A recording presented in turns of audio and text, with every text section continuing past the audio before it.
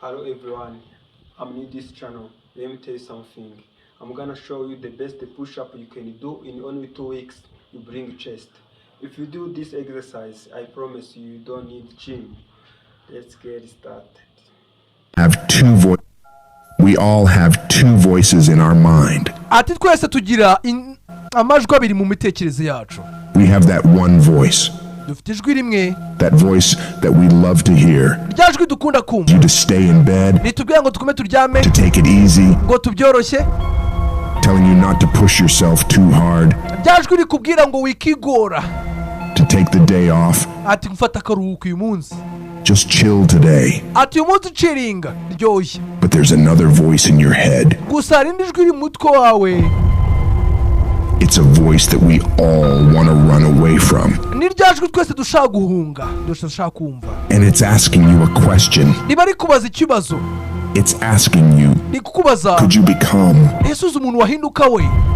What could you become if you worked as hard as you could? Ese uzi umuntu wahinduka waramutse ukoze cyane uko bishoboka? What could you become if you disciplined your mind? Ese uzi umuntu wahinduka waramutse ushyize intekerezo kuri discipline? What could you become if you stopped taking the easy path? Ese uzi umuntu wahinduka we uramutse utaretse gufata inzira zoroshye? Could you become if you decided to force yourself to do more than ever before? Ese uzi umuntu wahinduka waramutse ushyizemo imbaraga ukarushaho gukora cyane uko waza usanzwe ukora? Just listen to that voice. Iryo jwi ugomba kuryumvira. Listen to those questions it's asking. Bara wumva ibyo bibazo urimo urakubaza iryo jwi. That voice is the beast inside you. Iryo jwi ni ikinyamaswa kikurimo. Trying to make its way out. Gishaka gusohoka. When you want something, iyo ushaka ikintu, don't expect the world to just hand it to you. Nuzuve ko isi izakiguhereza. Life's not gonna give you shit for free. Ntabwo isi izakiguhera ubuntu. There's no handouts. Nta bintu uzahererwa ubuntu. No one's coming to say, oh, you want this? Nta muntu uzaza kubwira ngo urashaka iki kintu. Hey, we want to give this to you. Ngo turashaka kugiguhereza. No.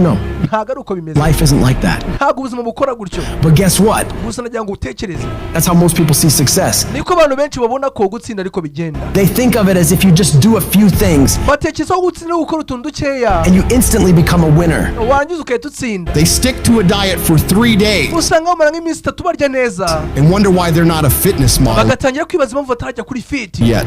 They do a few tasks they gotta do. Usanga bakora udukoro dukeya. Have 2 meetings, send bagakora inama ebyiri. 5 emails. Ugasanga boheje nk'imeri 5. Call 10 people. Bagamagara nk'abantu 10. Then have the audacity to say, wasanga warangiza ugasanga, why am I not running a $10 million company by now? Baricaye bari kwibaza ngo se kuki nagira company ifite miliyoni 10. And it's because they don't get what it really takes. Ahubwo ni ukubera yuko batazi icyo bisaba. It takes doing the things that most people kugira ngo ibyo bijyo bisaba. aren't disciplined enough to do. Gukora bya bintu byinshi abantu titeguye gukora. Day after day after day after day. Nyuma y'umunsi day to the best of your ability. Pakugeze kuri bwa bushobozi bwawe bwose. Doing it better than everybody else. Ukabikora kurusha abandi bantu barebo bose.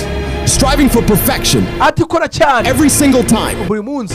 It's getting your ass up and working when you ati nukubyuka ugakora. Don't want to work. Niyo udashaka gukora. It's lifting the weights when all you want to do is lay on the couch. It's focusing on studying when you'd rather be out partying with your friends. And you might hate doing it. It might be the last thing in the world you want to be doing right now. But you've got to do it like you love it. That is what discipline is. Don't allow your feelings to take control of your life. You're the one in charge. At some point, you gotta get fucking tired of losing. And you gotta fucking play angry. You gotta get to the point where you can't relate to lazy people. You don't speak the same language.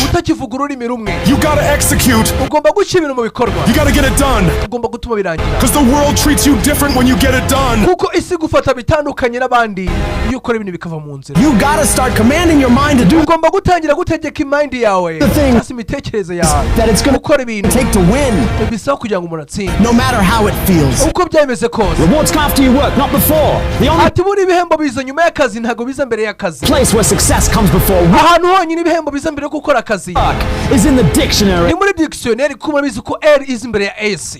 Stop spending time looking for excuses. ati reka kumara umwanya wawe munini cyane ushaka inzitwazo Look for solutions. ati ahubwo ushaka ibisubizo That's what winners do. nicyo abatsinzi bakora Losers are always looking for the excuse, abatsinzwe bashaka iteka ryose inzitwazo where the winner looks for the solution. mu gihe abatsinzi bashaka You gotta look ibisubizo yourself in the face and ugomba kwireba mu maso ask yourself, ukibaza am I working hard enough? ese ndimo nakora bihagije Am I studying hard enough? ese ndi kwiga bihagije Am I doing all that I can do? ese ndi gukora byose bisabwa Am I giving it my all? ese ndimo nitanga wese Am I burning the midnight oil ese ndi kumara amajoro ntwika every night?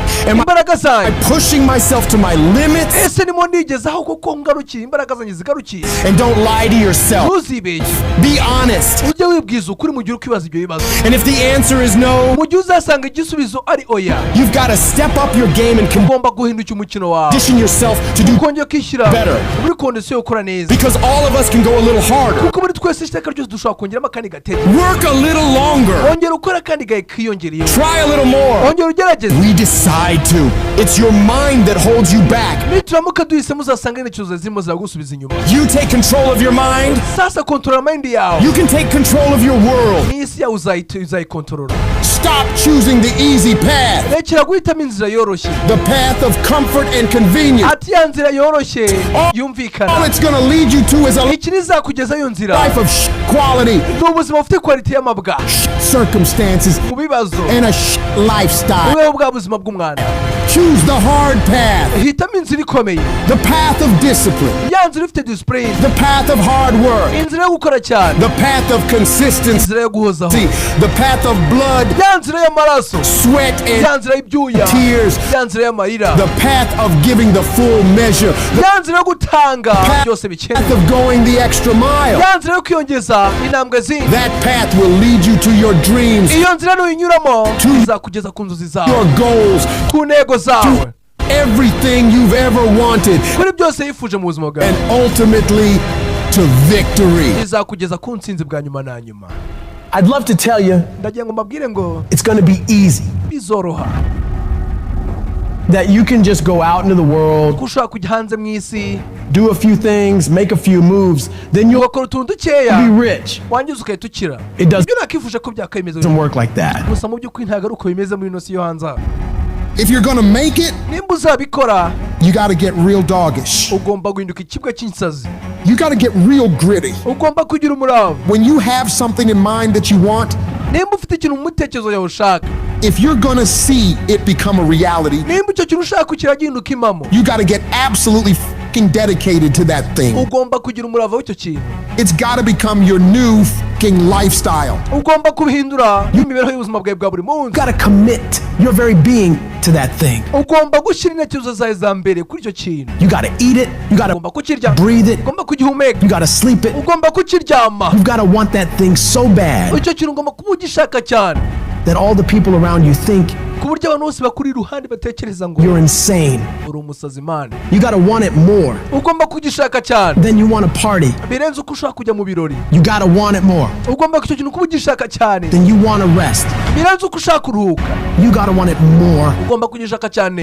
than any of the short-term gratifications that kurusha uko wakwifuza twa dushimwe twakoge gato tempt you to tukushuka take the easy way. kugira ngo ufate inzira ya bugufi nk'abana b'imbeba There's no easy way for you. nta nzira ya bugufi hari ku bwawe There is only the way, hari inzira imwe yonyine and that way is the way of discipline, iyo nzira ni iya disipurine ikinyabupfura dedication, and hard work. no kugira umurava no gukora cyane If anybody tells you to be more balanced, nagira umuntu ukubwira ngomba kuba balance mu byo ukora byose they don't get it. ntabwo baba babizi ibyo bintu bakubwira All the average motherfuckers are afraid of abakayitasi bose ubwoba bafite dedicating themselves to something baba bafite ubwoba bwo gushyira imbaraga zabo ku kintu kimwe more than a few fucking days. ku minsi irenga mikeya You gotta allow yourself to be unbalanced ugomba kwiyemera ubwawe ko utari balance for days, cyangwa se gukora cyane kurusha uko uryama months, years, ukamara imyaka n'amezi however much ubikora time you need. kugeza igihe cyose ukeneye kugira ngo bikore in order to build that life, kugira ngo ubuzima ubashe kubwubaka that dream, cyangwa se izo nzozi thing you want so bad. ubwo cya kintu ushaka. Average motherfuckers will wish abakaritasi benshi cyane for it. They'll usanga babyifuza hope for it. ukumva bafite n'icyizere cyabyo, They'll talk about it. ukumva banabivuga, But you'll be the one who gets up and works for it. ugenda kugira ngo ubwire ngo got- ari wowe uzaba wa muntu uzahaguruka kugira ngo abikorere ibyo bintu, Gotta aho kugira ngo wicare ubitekerezo unabirota, Dedicate every second of your fucking ku buryo buri segonda ry'ubuzima bwawe bwose life to that thing you want. urishyira kuri icyo kintu ushaka. You gotta be willing to cut people off ugomba kuba witeguye gukata abantu mu buzima bwawe ukabavanamo, that don't support you. ba bantu batagusapotinga cyangwa se batagushyigikiye. You gotta give every single day, ugomba gutanga umunsi wawe wose, every ounce of fucking energy and effort buri kategekaye kose you have in ufite mu mubiri order wawe to pull it off. kugira ngo ubashe kukigeraho. When you push yourself to that level of numara kwigeza kuri iyo level obsession and drive, kuko icyo kintu waragisariye gutyo, when everyone thinks you're insane, hahandi abantu batekereza ko uri umusazi, you're psycho, uri umusazi, you're losing your mind, urimo urabura intekerezo zawe niko bazaba bakubwiye. you're at the exact right level of ndagira ngo nkubwire ngo what it'll take to become the best. uzaba uri kuri iyo level hahandi bisaba koko cya kintu uzaba wakigezeho cyo kugira ngo uhinduke uwa mbere. No one great ever made it to the top nta muntu ukomeye muri ino si ugeze ugera kuri top cyangwa se hejuru, through being casual. arimo amera nk'umuntu usanzwe. You have to force your body and mind ugomba gushyira umubiri wawe n'imitekerereze yawe operate on such a high level that others kugira ngo bikore kuri level yo hejuru, are scared to reach for. ya level abandi bafite ubwoba bwo kuba bakoreraho. So you gotta make the decision. sasa ugomba gukora rero, Are you willing to do the things required ese uri ready yo kuba wakora byose bikenewe to go to that level? kugira ngo ugere kuri iyo level? amagambo, Because if you can reach the point nimba wagera kuri iyo point where your mindset is, I will do whatever the fuck I have to do to aho win, imitekerereze ivuga ngo nzakora cyose gikenewe kugira ngo nsinde, you will dominate every uzatsinda. single challenge and competitor you face. buri muntu muzahangana wese kizaguhanganya. Dedicate yourself to the activity. ndagira ngo uhereze imbaraga zawe zose umurimo. Dedicate yourself to 1 month, 6 ukwezi, months, a amezi year, atandatu, 5 umwaka years. cyangwa se n'imyaka itanu. I don't know what stage you're at, ntago nzi level uriho, but you gotta push yourself to go further gusa ugomba kongeramo agatege than you have been. kurusha uko wari usanzwe You ubikora. have more in you. ufite byinshi muri wowe. The difference between the average guy and itandukanye riri hagati y'umuntu usanzwe the winner on top n'umuntu utsinda akagera hejuru. is the average guy does what umuntu usanzwe he knows he's supposed to do, abazi ibyo agomba gukora, what he knows is good for him, agakora bya bintu yumva ko ari byiza kuri we, but falls off the plan after a gusa iyo mupangu umunaniye few days, nyuma y'iminsi mike, a few weeks, a cyangwa se nyuma y'ibyumweru, few months, a cyangwa se nyuma y'amezi, few years. cyangwa se nyuma y'imyaka mike. The winner, on the other hand, they gusa umutsinzi we stick to it abigumaho relentlessly. nta kintu yitayeho, They never stop. ntabwo bahagarara, They do what they know they gotta do bakora ibyo bazi ko bagomba gukora, and go even further. bagakora bakarushaho. They break through the mental barriers ati bya bintu byose mu bitekerezo byabo birusha bishaka kubahagarika, people make up in their minds. ati biba bashyira mu bitekerezo byabo, Stick to the task baguma ku kazi as long as it fucking takes to get whatever kurusha the hell they want. They kugira ngo bagere ku cyo bashaka kugeraho, don't give up what the weather's like, batitaye ku kirere uko kimeze, ntabwo bava ku bintu what time it is, what cyangwa se isaha iyo ari yo day it is, cyangwa se umunsi turiho, what's going on in the rest of the world. cyangwa se batitaye ku biri kujya mbere ku isi, They focus purely on the task at hand. ko icyo bitaho And they ni akazi, nail it to the very best of their ability bakoresha imbaraga zabo z'umubiri wose, every single time, buri munsi, every single day. buri munsi. If you stay consistent, nubwo umeze ugahozaho, you can do what many think to be impossible for uzakora byinshi abantu benshi batekereza ko one person.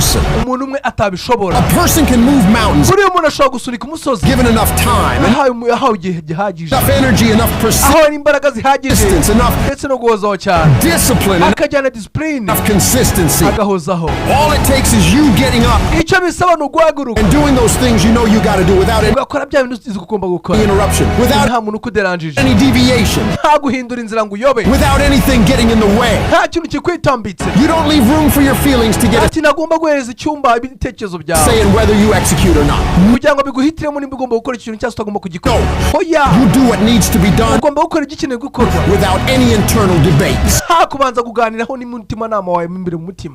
You keep your focus on that thing you want, ati icyo kintu kigumizaho focus zawe, and you don't allow anyone or anything to pull you ugatuma nta kintu na kimwe cyangwa se umuntu we wese away from it. kugira ngo akigukureho. The power is in the routine. ati imbaraga zizaba ziri muri uwo mwanya. If you make your daily routine ati nubigira umwanya wawe uhoraho buri munsi, consist of all those things you gotta do, kirimo ibyo bintu byose birimo ugomba gukora, you will 100% get there.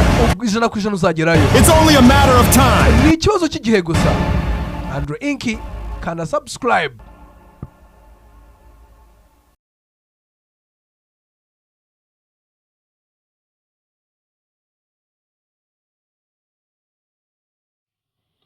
If you like this video, don't hesitate to subscribe because I have a lot of things waiting for you. Truth, let's catch up soon.